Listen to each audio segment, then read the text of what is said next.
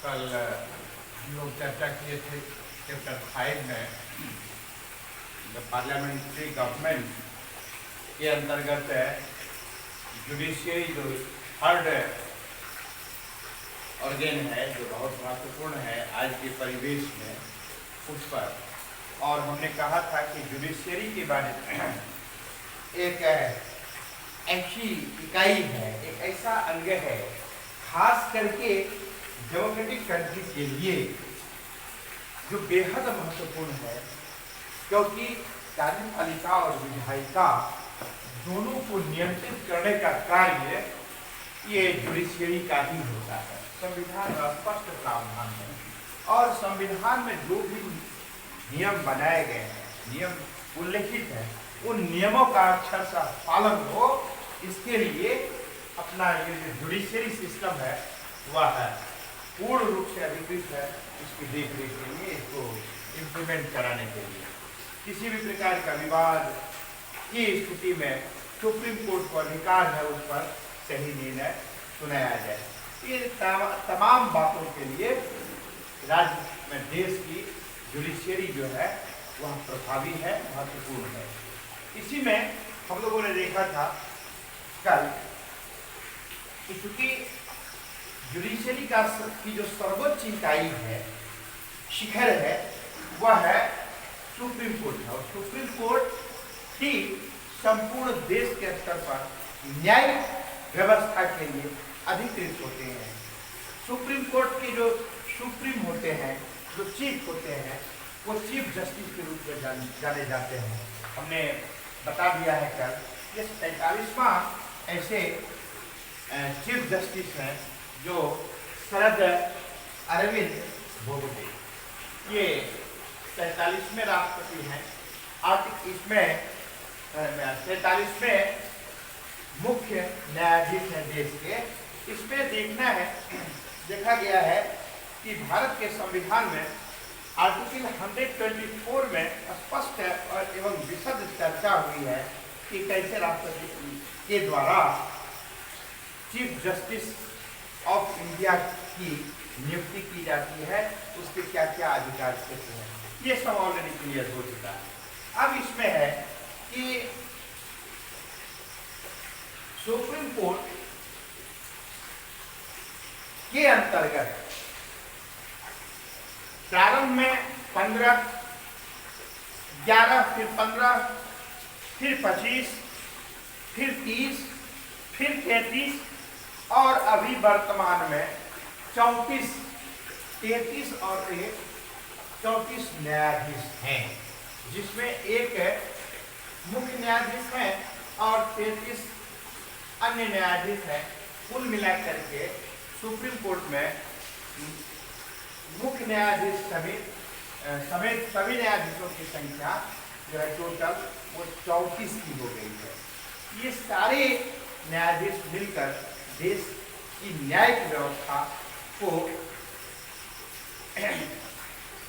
व्यवस्थित करते हुए सभी मैकेनिज्म, सभी सिस्टम पर नजर रखे हुए और जो नियम बनाए गए हैं उन नियमों का अक्षरशः पालन कराने का कार्य करते हैं।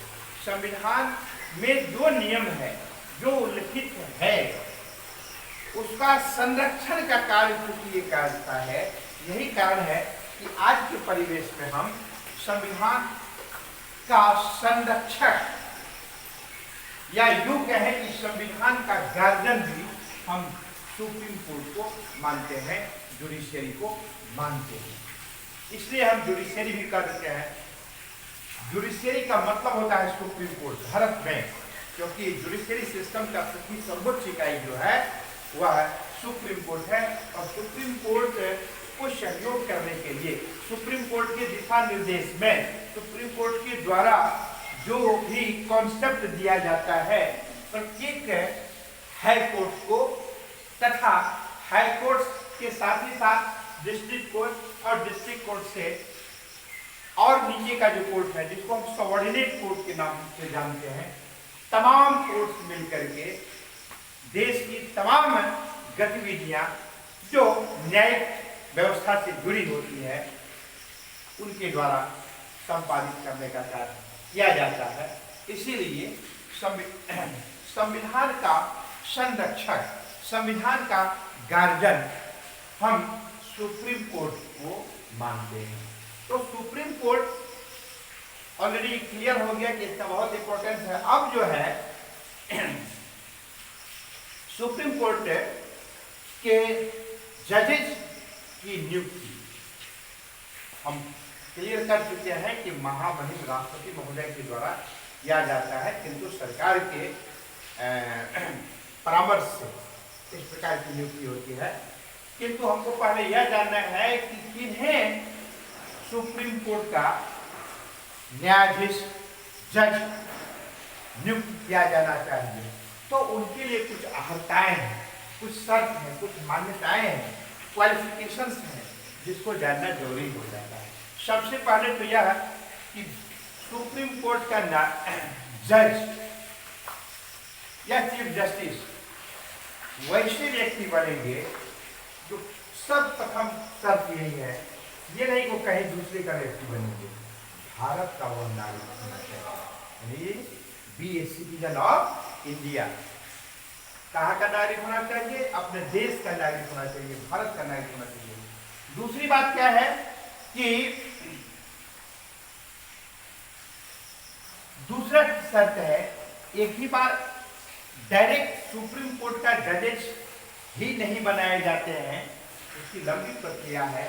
जो बेहद एक्सपर्ट होते हैं, कानून के वेत्ता होते हैं, काफी अनुभवी होते हैं, विभिन्न डिस्ट्रिक्ट कोर्ट, हाई कोर्ट वगैरह में कार्य करने का अनुभव होता है, ऐसे ही एक्सपर्ट को सुप्रीम कोर्ट का जजेस नियुक्त किया जाता है।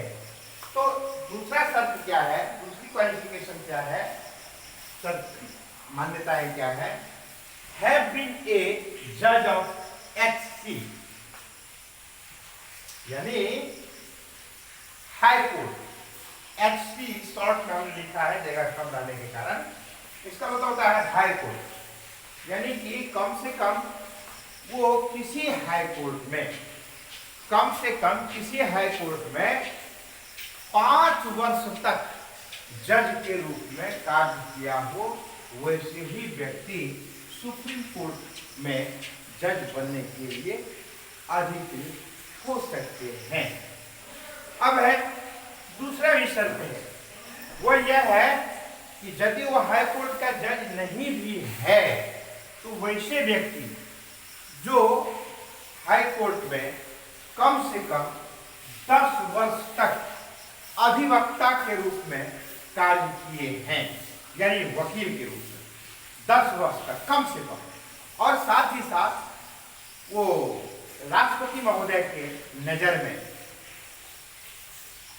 एक बहुत ही एक्सपर्ट जूरिस्ट हो।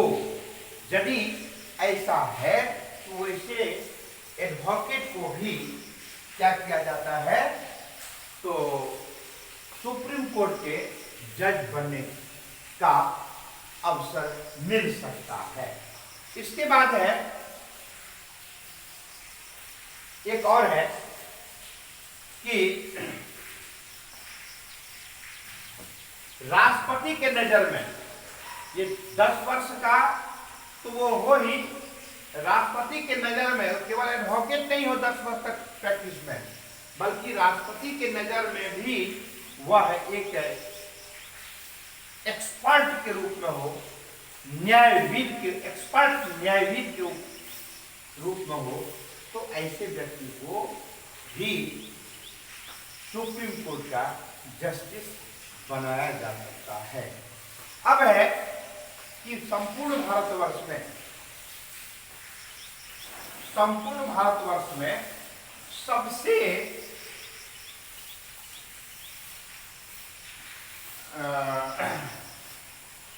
जो पुराना हाई कोर्ट है वो कोलकाता हाई कोर्ट है, जो 1862 ईस्वी में इसकी स्थापना हुई थी। और जो पटना, अपना बिहार का जो हाई कोर्ट है वो पटना हाई कोर्ट के रूप में जाना जाता है, वो 1916 ईस्वी में स्थापित हुआ। और साथ ही साथ सबसे लास्ट में, इससे पहले 24 हाईकोर्ट था, लेकिन सबसे लास्ट में जो बना है वो आंध्र प्रदेश में अमरावती में एक हाईकोर्ट बना है। उसको लेकर के वर्तमान में हाईकोर्ट की संख्या 25 हो गई है देश में।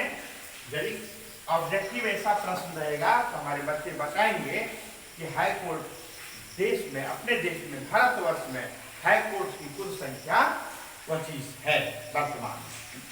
आगे क्या होगा नहीं कह सकते हैं, क्योंकि उसमें तो कुछ न कुछ परिवर्तन होता है। जैसे पहले 30 था, फिर 24 हुआ, फिर 25 हो गया, तो परिस्थिति के अनुसार से इसमें परिवर्तन होता है। उसी प्रकार से जैसे संविधान में जब नियम बनाए गए और उसके बाद क्रमानुसार 100 से अधिक अमेंडमेंट हो चुका है। 395 आर्टिकल था, वो बढ़ करके 445, 448 से 465 तक पहुंच गया है। तो देश काल परिस्थिति के अनुसार से संविधान में संशोधन किया जाता है देश के हित के लिए, देश की जनता के हित के लिए, देश की जनता के कल्याण के लिए। उसी प्रकार से जब कार्य क्षेत्र बढ़ता जाता है, उस लोड को कम करने के लिए, सॉर्ट आउट करने के लिए, या लोड को और शिफ्ट करने के लिए और भी हाईकोर्ट की स्थापना परिस्थिति के वक्त करनी होती है, आवश्यकता महसूस की जाने पर। तो इस प्रकार से वर्तमान में हाईकोर्ट की संख्या भारतवर्ष में 25 है। अब प्रश्न उठता है कि ये तो हो गया क्वालिफिकेशन। अब है कि इनको ये कितने वर्ष तक अपने पद पर बने रह सकते हैं। मैं अपने बच्चों को बता देना चाहता हूं, सुप्रीम कोर्ट के जो जजेज होते हैं वो बेहद अनुभवी होते हैं, मोस्ट सीनियर जजेज होते हैं।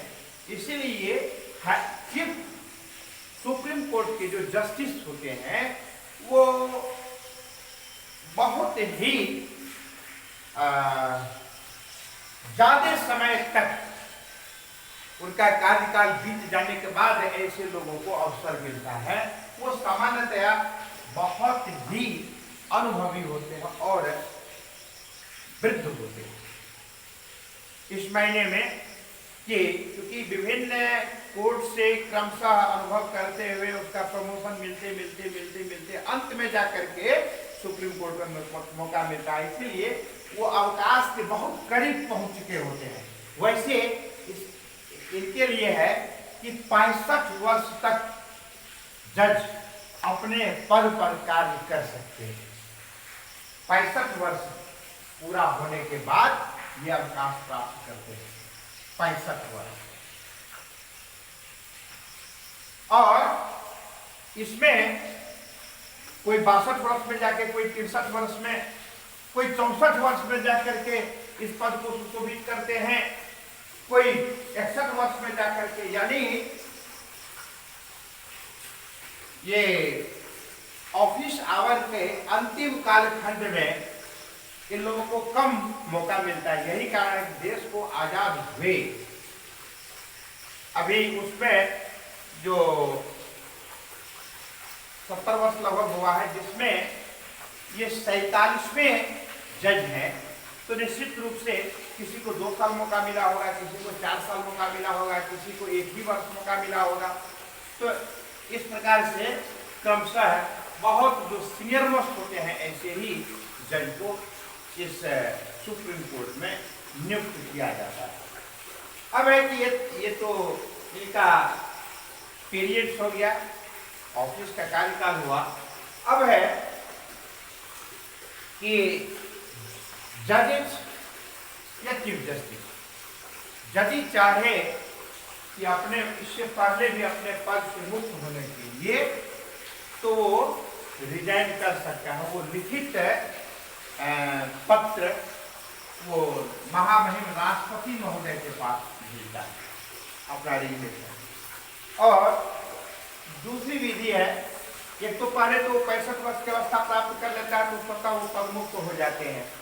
दूसरा ये है कि ये पहले भी रिजाइन कर देते हैं, कर सकते हैं, तो वो रिजिग्नेशन लेटर वो राष्ट्रपति के पास भेजते हैं। तीसरा है कि उन्हें अपने पद से, यानी उनके पद से भी हटाया जा सकता है। किंतु यह प्रक्रिया ठीक उसी प्रकार से बहुत कॉम्प्लिकेटेड होता है जिस प्रकार से कि राष्ट्रपति को उसके पद से हटाने की प्रक्रिया होगी। तो इस तरह से अब तक में, क्योंकि ये इतना जटिल प्रक्रिया है, इतनी जटिल प्रक्रिया है कि इस प्रक्रिया से सामान्य तरीके से किसी भी जज को, सुप्रीम कोर्ट के जज को हटाना बेहद कठिन कार्य होता है। अब एक बार आजाद भारत के इतिहास में एक बार 1993 ईस्वी में एक जज के विरुद्ध अविश्वास प्रस्ताव लाया गया, यानी उनको हटाने के लिए प्रस्ताव प्रस्तुत किया गया था सदन में। तो इसमें क्या होता है कि इसके इनको कार्यकाल पूरा होने से पहले भी हटाने की एक विधि है, और वह है इस प्रकार से कि संसद के दोनों सदनों से एब्सोल्यूट मेजॉरिटी के माध्यम से, यानी 2/3 मेजॉरिटी से यदि वह पारित हो जाता है, दोनों सदन मतलब क्या होता है, अपर हाउस और lower house of the parliament, यानी संसद के दोनों सदनों के, उच्च सदन और निम्न सदन के द्वारा 2/3 बहुमत के आधार पर क्या होता है, तो उन्हें पास करने के बाद वह राष्ट्रपति महोदय के पास एक निवेदित पत्र भेजा जाता है उनको, यानी जस्टिस को, सुप्रीम कोर्ट के जस्टिस को उस पद से मुक्त करने के लिए, हटाने के लिए, तब जाकर के वह अपने पद से मुक्त हो सकता है, अन्यथा नहीं। इसलिए बहुत कठिन प्रक्रिया। हमने उदाहरण दिया था कि 1993 में एक जज पर इस प्रकार का प्रस्ताव लाया गया था, किंतु वो पारित नहीं हो सका और उन्हें नहीं हटाया जा सका। तो इस तरह से हम देखते हैं कि सुप्रीम कोर्ट के जजेस को हटाने की जो प्रक्रिया है वह उसी प्रकार से कॉम्प्लिकेटेड है जिस प्रकार से महामहिम राष्ट्रपति को हटाने की प्रक्रिया है। अब है, क्योंकि अब इसमें हम लोग को देखना है कि सुप्रीम कोर्ट में क्या कार्य होगा और देश के प्रत्येक जो एचसी है, हाई कोर्ट है, उसमें किस प्रकार का कार्यों का संपादन होगा। ऐसी स्थिति में कार्य का बंटवारा होगा, किस प्रकार का कार्य सुप्रीम कोर्ट में रहेगा या सुप्रीम कोर्ट में उसकी सुनवाई होगी, किस प्रकार के केसेस की सुनवाई हाई कोर्ट में होगी, किस प्रकार के केसेस की सुनवाई डिस्ट्रिक्ट कोर्ट में होगी अथवा सबऑर्डिनेट कोर्ट में होगी। तो डायरेक्ट कोई व्यक्ति विशेष सुप्रीम कोर्ट में ही जाकर के वह केस नहीं कर सकता है, मामला दर्ज नहीं करा सकता है, उसके लिए प्रक्रिया है। अब एक सामान्य यदि बात है, साधारण यदि केसेज हैं, उस साधारण केस में यदि सबऑर्डिनेट कोर्ट में पक्ष और विपक्ष में जब जजमेंट की बात आती है तो कोई एक पक्ष के यदि विरुद्ध चला जजमेंट आता है तो वो चाहे तो ऊपर की कोर्ट में, डिस्ट्रिक्ट कोर्ट में भी जा सकता है। उसमें भी है कि सिंगल ब्रांच है, बेंच है, डबल बेंच है, फुल बेंच है। तो इस प्रकार से प्रक्रिया बनी हुई है। मान लीजिए सिंगल बेंच के द्वारा जजमेंट दिया गया, एक अगले पार्टी को उसको बहुत वो संतुष्ट नहीं है, तो उस फैसला के विरुद्ध भी संबंधित व्यक्ति वो ऊपर के कोर्ट में जा सकता है। वहां भी मान लीजिए यदि इस प्रकार का यदि वो संतुष्ट नहीं होता है निर्णय से, जजमेंट से, तो उससे ऊपर के केस कोर्ट में भी वो जा सकता है, यानी हाई कोर्ट में भी जा सकता है। और यदि लगता है कि वो मामला बहुत ही व्यापक है, लोक महत्व का मामला है, जन कल्याण का मामला है, या बहुत बड़ी संपत्ति वाला मामला है, या बहुत ऐसे मेजर केसेज हैं, तो उनको हाई कोर्ट के फैसले को भी वो सुप्रीम कोर्ट में वह चुनौती दी जा सकती है। तो इस प्रकार की कानून का विधान है। तो इस तरह से हम देखते हैं कि सुप्रीम कोर्ट जो संपूर्ण देश के स्तर पर न्यायिक व्यवस्था को संचालित करता है और उनको उनके भार को कम करने के लिए विभिन्न क्षेत्रों में बात किया गया है।